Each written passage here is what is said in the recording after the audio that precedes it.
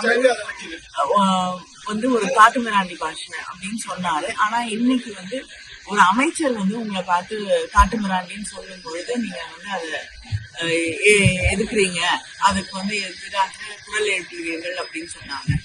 ஒரு தந்தை தன் மகனை பார்த்து ஒரு அக்கறையோடு ஆதங்கத்தோடு நீ இன்னும் நல்லா வரணும், சிறப்பாக செயல்பட வேண்டும் என்பதற்காக கோபத்திலே நீ வந்து உருப்பிட மாட்டேன்னு சொல்றதுக்கும், அடுத்த தெருவுல ஊர் பேர் தெரியாத ஒருவர் வந்து தன் அதே வீட்டு குழந்தையை பார்த்து வந்து தரக்குறைவாக பேசுவதற்கும் வித்தியாசம்.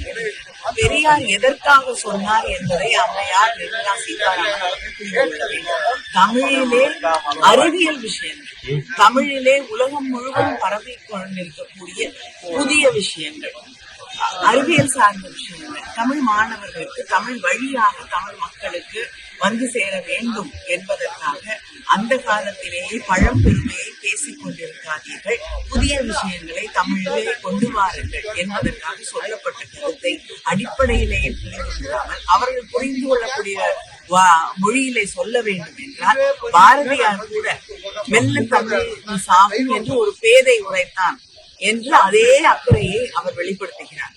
அதற்கெல்லாம் கோபப்படாத அம்மையார் நிர்மலா சீதாராமன் போன்றவர்கள் பெரியார் சொல்வதை மட்டுமே திரும்ப திரும்ப திரும்ப பிஜேபி எடுத்து சொல்லிக் கொண்டிருக்கிறது. பெரியார் சொன்னது அக்கறையோடு, எங்களை அவமானப்படுத்துவதற்கோ அசிங்கப்படுத்துவதற்கோ இல்லை.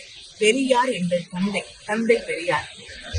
அவர் பேசுவதற்கும் இன்னொரு மாநிலத்திலே இருக்கக்கூடிய ஒரு அமைச்சர் தமிழர்களை பார்த்து காட்டப்படுவீர்கள் அன்சிவிலைஸ்ட் பேசுவதற்கும் வித்தியாசம் இருக்கிறது என்பதை அவர்கள் புரிந்து கொள்ள வேண்டும். அவமானப்படுத்துவதற்கும் அக்கறைக்கும் வித்தியாசம் இருக்கிறது என்பதை அவர் புரிந்து கொள்ள வேண்டும். பாதகம் செய்பவரை கண்டால் நாம் பயம் கொள்ளலாகாது பாப்பா, மோதி மிதித்து விடு பாப்பா, அவர் முகத்தில் உமிழ்ந்து விடு பாப்பா.